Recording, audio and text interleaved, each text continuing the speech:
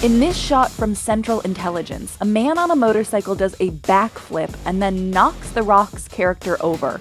But look behind the scenes and you'll see nobody was injured that day, because this shot was actually 2 separate takes. This is a stunt trick known as a camera lock-off, and it's just one of many tried and true techniques Hollywood uses in films and TV shows, making even the most unimaginable stunts come to life.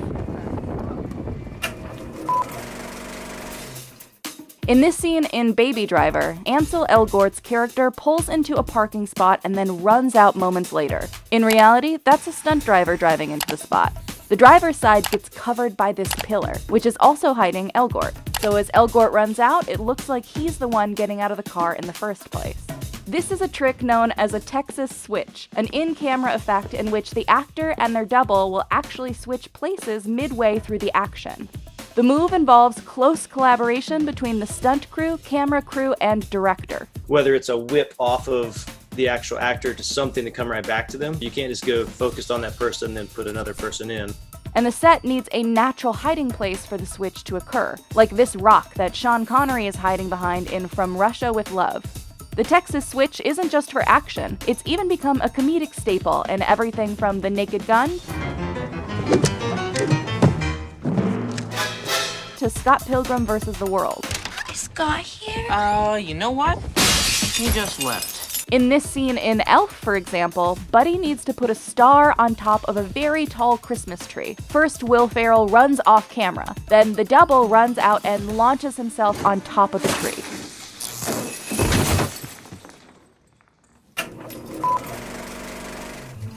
Maleficent, Mistress of Evil contained many moments where Angelina Jolie had to perform dialogue in midair. So how exactly did they make it look like she was flying while allowing for her to comfortably and safely act in the scene? They used this device called a tuning fork, which consists of 2 prongs that lock into both sides of the performer's body. The rig is controlled by a steering wheel that is driven by stunt people in blue or green suits who are raced in post-production. Tuning forks were especially useful for the shots where Maleficent hovers in the air, and the steering wheel makes 360-degree turns possible. This was key for scenes where the Fae twist and turn in the air in Maleficent, or when Mulan performs full spins in the air in the live-action remake. You can also see it in action in Captain Marvel, when Carol Danvers realizes her full potential. But the fork isn't a complete replacement for wires, which are still crucial for flight. According to stunt coordinator Monique Ganderton, wire work helped give the character more mobility in Captain Marvel and Endgame. She had two wires on her hips only, because I like them to have freedom in their upper body. And then a guy in a blue suit behind just kind of puppeteer the leg up so her body can go side to side and then come back up into an upright position.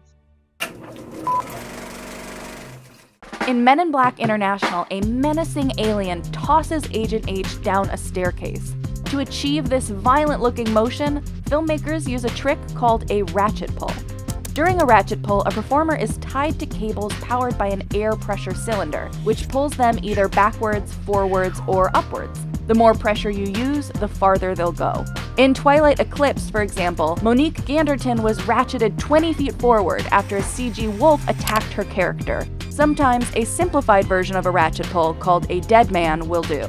Instead of tying a performer to a complex rigging system off camera, the performer is tied to a solid stationary object in frame. What happens is when you fully commit, you run and you jump and you hit the end of that line and it just whips you back onto the ground. You can see it performed during the Battle of Wakanda in Infinity War. It gives for this really simple but violent action. The dead man can also be used to pull somebody off a horse, like you see here in this cut sequence from Chaos Walking. And when Thor gets hit by Thanos in Endgame, both a traditional ratchet pull and a dead man were actually needed, so Chris Hemsworth's double, Bobby Holland Hampton, could be pulled forward and then thrown to the ground.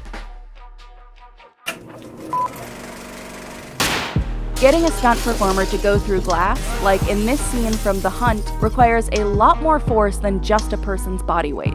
When a character needs to jump or fall out a window, productions use tempered glass, which shatters into tiny harmless bits instead of sharp shards. But the glass itself is so strong, actors would simply bounce off it, as you can see in this gag. So in these moments, the special effects team rigs the glass with explosives, timed to go off the exact moment the performer falls through. By cracking it, you weaken the whole system. In the hunt, the doubles were attached to a wire that pulled them backwards just as the explosives go off. Exploding glass also helped hoist stuntman Daniel Hargrave out a window in The Accountant. If you look on the ground, you can see how tiny the broken glass pieces actually are.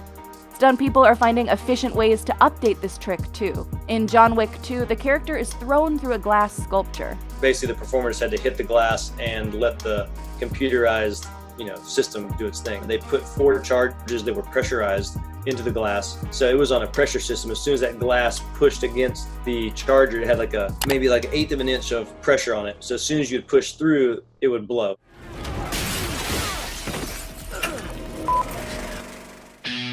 This risky stunt from Central Intelligence, in which The Rock's Bob Stone is hit in the head by a motorcycle, was made possible by clever camera work and visual effects. In a trick known as a camera lock-off, 2 actions are shot separately from a camera that is locked into the exact same place both times.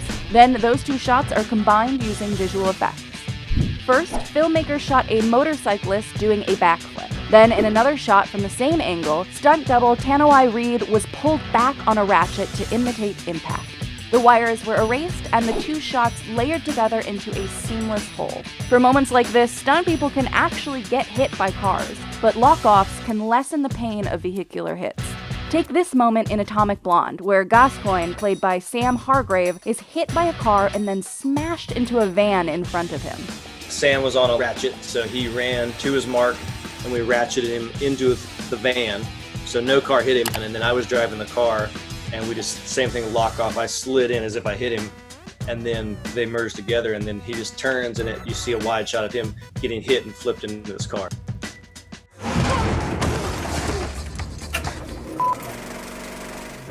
In Underworld, the werewolf Lucian has to run at superhuman speed. And this isn't the work of CGI or camera tricks. It's actually a practical effect called a magic carpet.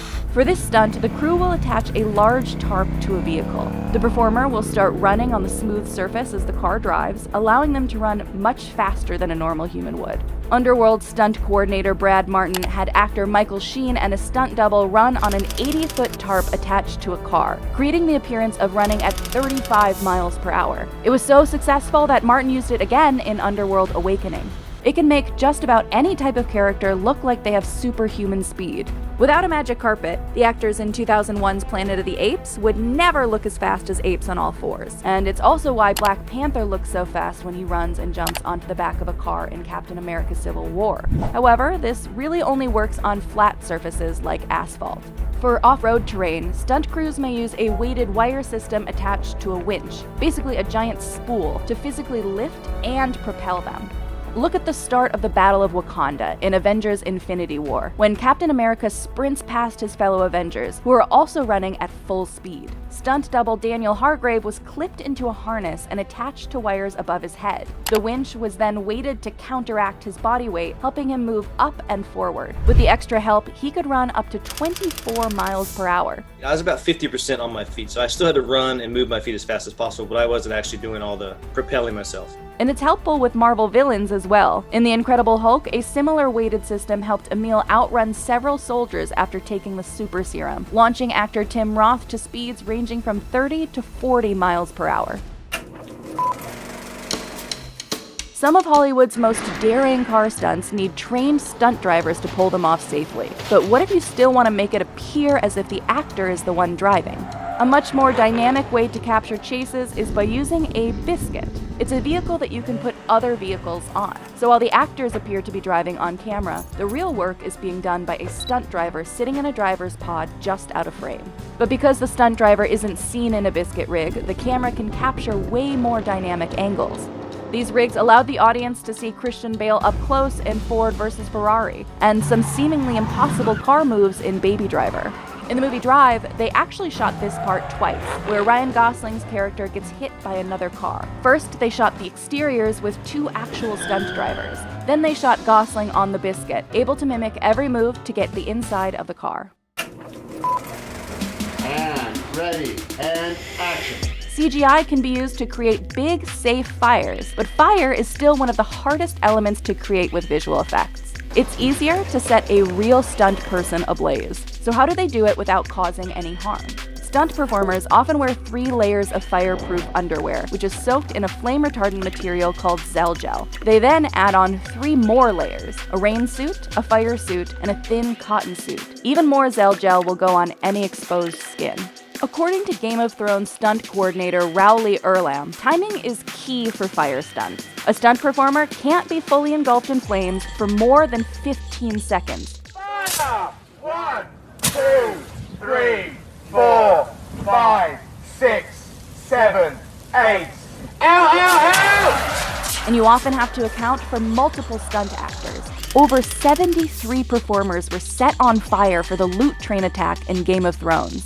Full fire burns also come with acting challenges. Performers need to hold their breath while engulfed in flames in order to not breathe in any of the fire. What stunt tricks do you want to hear more about? Let us know in the comments.